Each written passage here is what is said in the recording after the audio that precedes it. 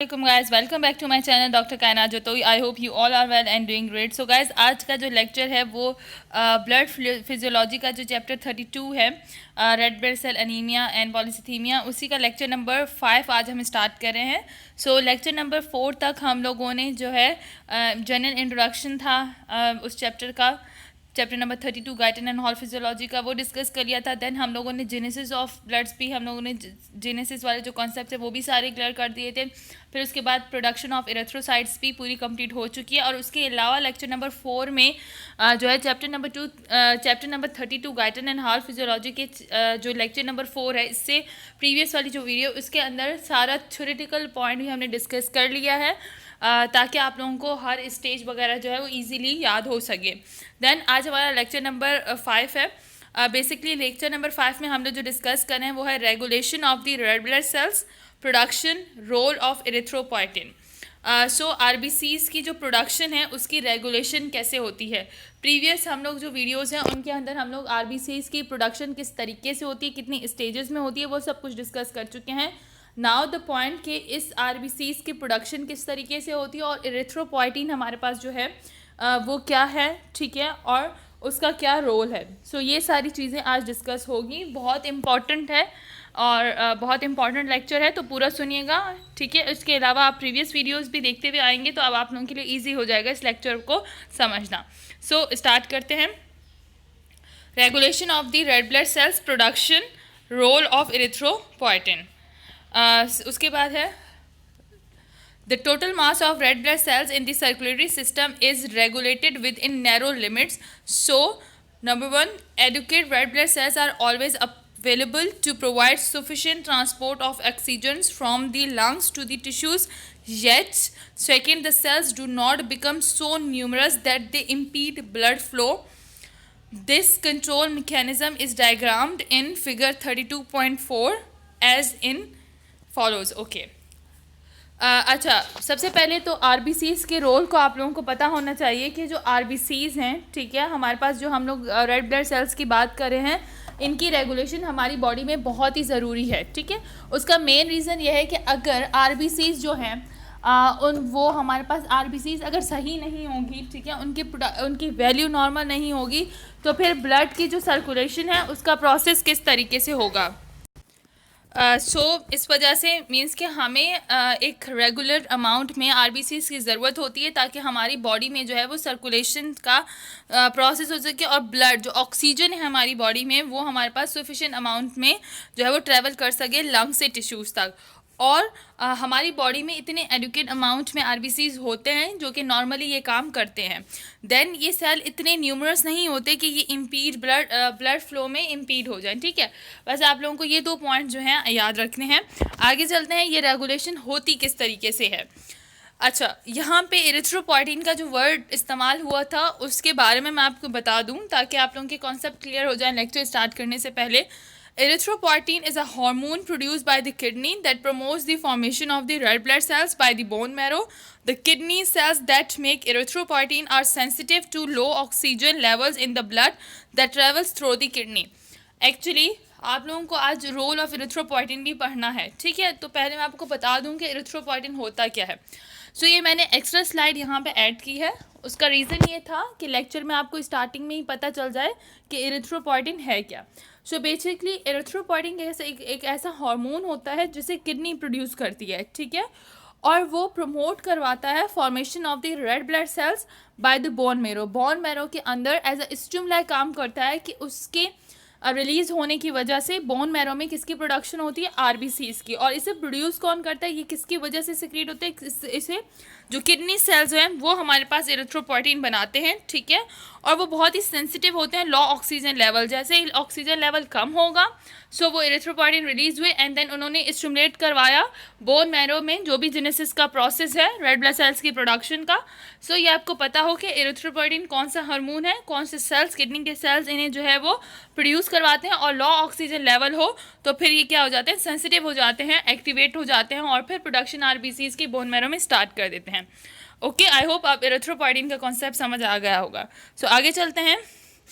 Diagram की बात हम लोगों ने की थी. सो बेसिकली ये डायग्राम है. ओके, ये अगर इस डायग्राम की मैं बात करूं तो ये एक सिंपल डायग्राम है जिसके अंदर हमारे पास आप लोगों को बता दिया है, अगर मैं यहाँ पे मार्क करती हूँ, सो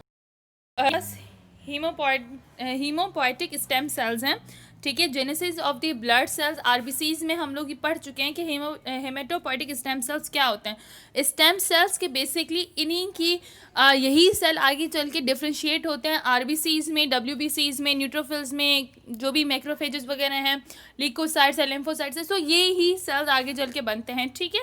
सो अब यहाँ पे जो है इसे ऐसे स्टिमुलाई मिले हैं जिनकी वजह से प्रो इरिथ्रोब्लास्ट मतलब आरबीसीज की हमारे पास क्या हो रही है, हमारे पास आरबीसीज की प्रोडक्शन हो रही है, ओके। अच्छा, लेक्चर आप लोगों ने पढ़ा होगा जब हम लोग जेनेसिस के बारे में जो है वो लेक्चर्स वीडियो अपलोड हुई थी, तो उस वक्त हम लोग ने आपको बताया था कि आरबीसीज उसके वक्त बनना स्टार्ट होते हैं या फिर ये इसको कौन स्टिमुलेट करता है। तो ऑक्सीजन का लेवल जैसे ही कम होता है तो इसकी प्रोडक्शन जो है वो स्टार्ट हो जाती है। ये प्रोसेसेस, ये जो जेनेसिस का प्रोसेस है वो आरबीसीज की डिफ्रेंसिएशन में स्टार्ट हो जाता है। सो ये चेंज होगा प्रोइरिथ्रोब्लास्ट में, प्रोइरिथ्रोब्लास्ट यहाँ पे फिर प्रोइरिथ्रोब्लास्ट है, फिर रेड ब्लड सेल्स की हुई, ठीक है। अब इस स्टेज में यहाँ से लेके जो भी स्टेज यहाँ तक हो रही है रेड ब्लड सेल्स की प्रोडक्शन तक, वो डिफरेंट स्टेजेस हैं आरबीसीज की, जो हम लोग प्रीवियस लेक्चर में डिस्कस कर चुके हैं। उसके नोट्स भी प्रोवाइडेड हैं लेक्चर नंबर 4 की वीडियो में, उसके पूरे नोट्स हैं और क्या क्या चेंजेस आती हैं, तो वो आप लोग बेस्ट है कि आप लोग वो याद कर लें, ठीक है, ताकि आप लोगों के लिए एमसीक्यूज भी निकल आए एंड देन आपका पूरा आपके माइंड में हो कि आरबीसीज कैसे प्रोड्यूस होती हैं। अच्छा, अब इसको स्टिमुलाई किसने किया, ठीक है, मैंने आप लोगों को बताया था ना, ये आरबीसीज के प्रोडक्शन को स्टिमुलाई किसने किया। सो ये स्टिमुलाई, इसको स्टिमुलेट कौन करता है, हमें इन्हें ये बताना है। सो अब ये आरबीसीज कब स्टार्ट होंगे, जैसे मैंने आप लोगों को बताया इसकी प्रोडक्शन कब स्टार्ट होगी, जब ऑक्सीजन कम होगा, ठीक है। सो मेन हमारे पास ऑक्सीजन फैक्टर है, उसके अलावा कुछ हमारे पास फैक्टर्स दिए गए हैं इस डायग्राम में, वो क्या क्या हैं। टिश्यू ऑक्सीडेशन डिक्रीज हुई है, अब ये टिश्यू ऑक्सीजनेशन किस वजह से डिक्रीज हुई है उसके फैक्टर्स दिए गए हैं, ठीक है। Low blood volume, anaemia, low haemoglobin, poor blood flow and pulmonary diseases. So ये वो फैक्टर्स हैं जिनकी वजह से ऑक्सीजन कम हुआ, और ऑक्सीजन कम होने की वजह से हमारे पास क्या, इरिथ्रोपोइटिन जो है, अब वो इरिथ्रोपोइटिन जो है किडनी ने उसे रिलीज़ किया एंड देन उसने क्या करवाया, स्टिमुलेट करवाया हेमोपोइटिक स्टेम सेल को कि अब क्या प्रोसीजर हो कि आरबीसीज की ज़रूरत है बॉडीज़ को, तो बॉडी जो है वो आरबीसीज को जो है वो प्रोड्यूस करे। तो इस तरीके से क्या होता है, इस तरीके से पूरा रेगुलेशन ऑफ आरबीसीज होती है, ठीक है। रोल ऑफ इरिथ्रोपोइटिन क्या है कि उसने स्टिमुलेट करवाया उस सेल को और आरबीसीज की प्रोडक्शन स्टार्ट हो गई। सो ये जो पूरी डायग्राम है, this diagram, I am talking about this diagram, और ये पूरा मैकेनिज्म बहुत ईजीएस्ट वे में मैंने आप लोगों को बता दिया है, इसको माइंड में रखें, ठीक है। इससे आपके काफ़ी एमसीक्यूज सॉल्व होंगे, इरिथ्रोपोइटिन से रिलेटेड जो भी बीसीक्यूज आएंगे वो सारे, और फ्लो चार्ट आ सकता है तो आप लोग ये सिंपल बना सकते हैं, रोल ऑफ इरिथ्रोपोइटिन पे अगर आए तो आप ये बना सकते हैं, ओके। सो आई होप ये समझ आ गया होगा। अब हम लोग थोड़ा सा आगे चलते हैं। Tissue oxygenation is the most essential regulator of the red blood cells production. Tissue की जो ऑक्सीजन है वो बहुत ही इसेंशियल रेगुलेटर है आरबीसीज के प्रोडक्शन में, ठीक है। मींस के उन स्टेम सेल को जहाँ से हमारे पास जिन स्टेम सेल्स पे आरबीसीज की प्रोडक्शन हो रही है, जिन स्टेम सेल्स थे उनको समझ लें कि उनको स्टिमुलाई कौन दे रहा है, ऑक्सीजन दे रहा है। बॉडी में ऑक्सीजन कम होगा किसी भी वजह से, चाहे वो एनीमिया हो या आरबीसीज कम हो गए उसकी वजह से, हीमोग्लोबिन कम हो गया है, ठीक है।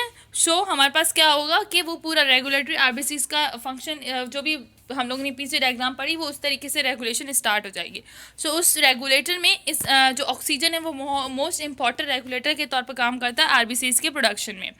Any condition that causes the quantity of oxygen transport to the tissue to decrease ordinarily increase the rate of RBC's red blood cells production. Okay? So इस पॉइंट में सिंपल वही बात जो मैंने आप लोगों को पीछे बताई कि कोई भी रीज़न हो, किसी भी रीज़न की वजह से अगर बॉडी के सेल्स में ऑक्सीजन कम हो रहा है तो आरबीसीज की प्रोडक्शन स्टार्ट हो जाएगी, ओके। मतलब प्रीवियस जो हमारा प्रोसीजर था रेगुलेटरी का वो पूरा चार्ट स्टार्ट हो जाएगा। Thus, when a person became extremely anemic as a result of hemorrhage or any other condition, the bone marrow begins to produce large quantity of the red blood cells.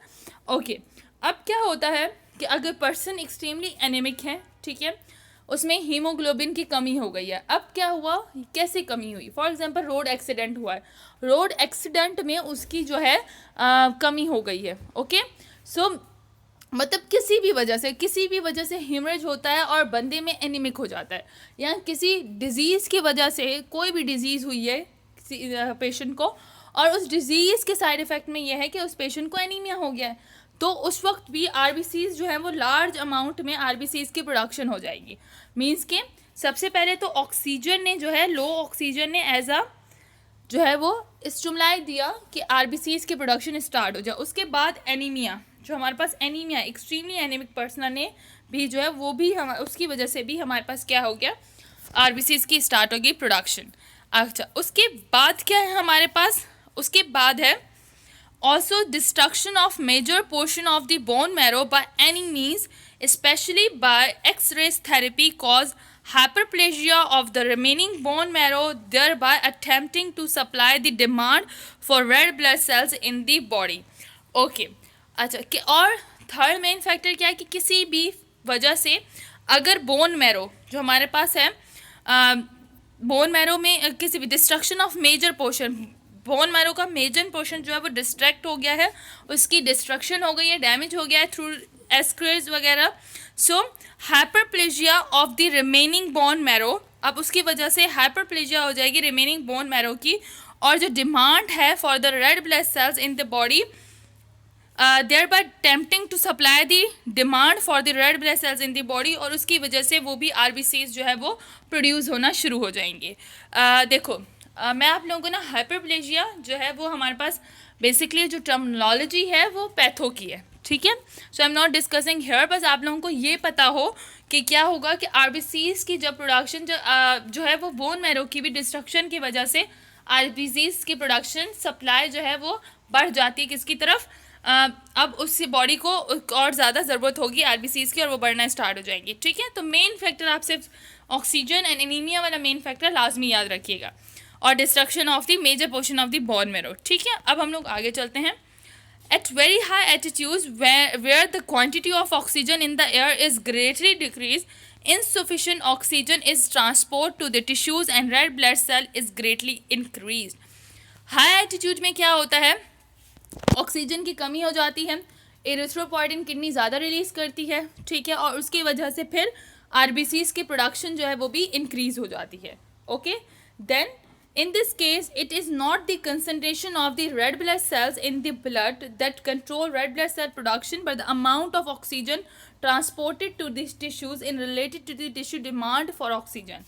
अच्छा, इस case में concentration of the RBCs depend नहीं कर रही, पर के oxygen की वजह से ये सब कुछ हो रहा है कि हमारे पास जो है हाई एल्टीट्यूड्स वगैरह पे जो क्वांटिटी है एयर में वो डिक्रीज़ हो जाती है, तो उसकी वजह से बॉडी के सेल तक वो ऑक्सीजन नहीं मिल पाती और फिर आरबीसीज की प्रोडक्शन बढ़ जाती है क्योंकि एरिथ्रोपॉयटिन की प्रोडक्शन बढ़ गई है। Various diseases of the circulation that causes decrease tissue blood flow, and particularly those that cause failure of oxygen absorption by the blood as it passes through the lungs, can also increase the rate of red cells production. अच्छा, बहुत सारी diseases जो कि circulation की हैं जिनकी वजह से टिश्यू ब्लड फ्लो डिक्रीज हो जाता है, तो वो फेलियर ऑफ ऑक्सीजन हो जाती है, ठीक है, और as it passes through the lungs can also increase the rate of the red blood cell. अच्छा, फिर उसके किसी काफ़ी डिजीज़ की वजह से भी जो है वो आरबीसीज जो है हमारी बॉडी में कम हो जाती हैं, तो उसकी वजह से भी दोबारा से प्रोडक्शन आरबीसीज की इंक्रीज हो, ऑक्सीजन कम हुई, ठीक है, बॉडी में ऑक्सीजन कम गई सेल्स तक, तो आरबीसीज की प्रोडक्शन इंक्रीज हो गई। This is especially apparent in prolonged cardiac failure and in many lung diseases because the tissue hypoxia resulting from these conditions increasing red cell production with a resultant increase in hematocrit and usually total blood volume as well. Okay?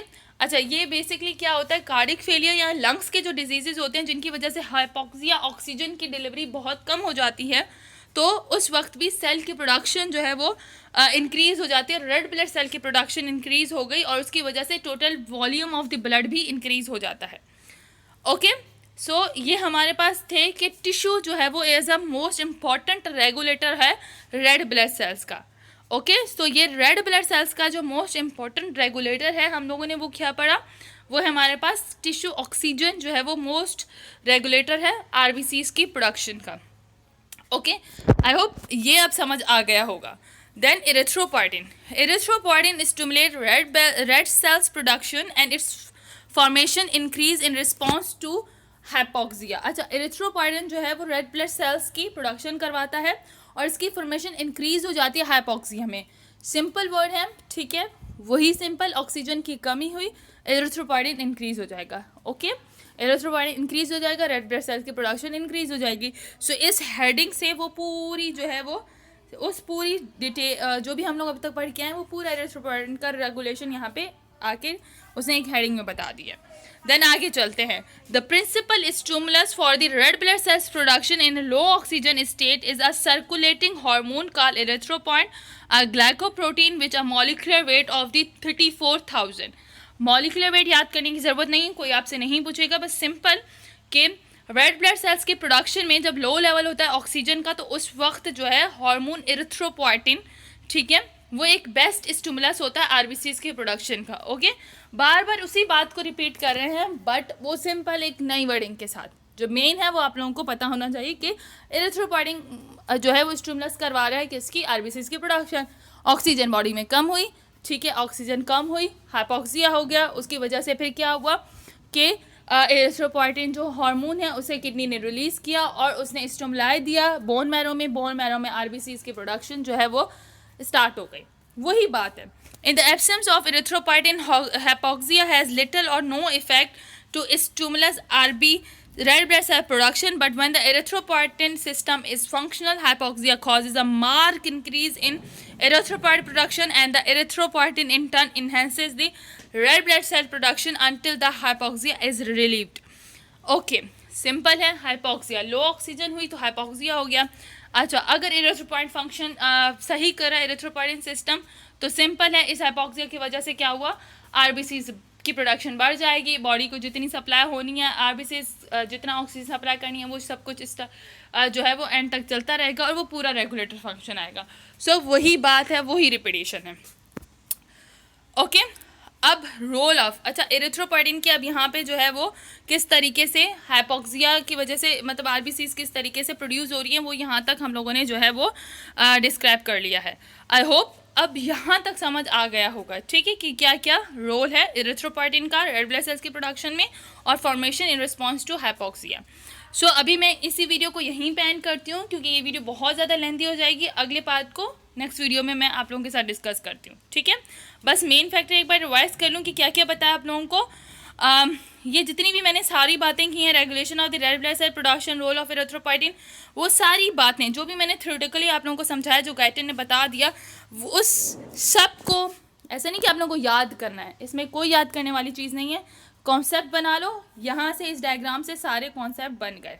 Okay, इस diagram से जो है वो हमारे पास सारे concept बन गए कि किस तरीके से लो ब्लड वॉल्यूम, एनीमिया, लो हिमरेज, ठीक है, पुअर ब्लड फ्लो एंड मतलब देखो लो ब्लड वॉल्यूम होगा, ठीक है, हमारे पास ब्लड वॉल्यूम कम हो गया, एनीमिया पेशेंट में है, लो हिमरेज हो गया है, हीमोग्लोबिन हो गया है, poor blood flow as a cardiac, अगर कार्डिक डिजीज़ की वजह से हुआ है, पल्मोनरी डिजीज़ की वजह से हुआ है, सो ऑक्सीजन की कमी हो जाएगी हमारे उसमें, हम ऑक्सीजन जो है वो कम हो जाएगा टिश्यूज़ में रिलीज़ होना, इसकी वजह से अब ये डिक्रीज़ हुआ है तो इसने इरिथ्रोपोइटिन को स्टिमुलेट करवाया, किडनी ने इरिथ्रोपोइटिन जो है वो रिलीज़ किया है और उसकी वजह से हमारे पास हेमेटोपोइटिक स्टेम सेल जो है वो एक्टिवेट हो गए हैं और उन्होंने आरबीसीज की प्रोडक्शन स्टार्ट कर लिए। सो सिंपल, इस डायग्राम को इतनी सारी थ्योरी में जो हमने पढ़ा उसमें ये डायग्राम थी। ओके, सो आई होप अब यहाँ तक का पूरा टॉपिक आप लोगों को समझ आ गया होगा, ठीक है। बाकी जो किडनी वगैरह के रोल हैं इरिथ्रोपोइटिन की प्रोडक्शन वगैरह में वो सारे हम लोग नेक्स्ट वीडियो में आप लोगों के साथ शेयर करती हूँ क्योंकि ये वीडियो काफ़ी लेंथी हो जाएगी। सो गाइस, टिल दैट अल्लाह हाफिज़। अगर कोई भी क्यूरी हो तो आप लोग मुझे जो है कमेंट सेक्शन में कमेंट करके मुझे बता सकते हैं।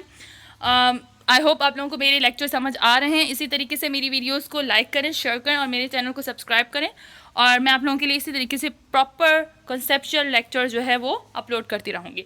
टिल दैट अल्लाह हाफिज़।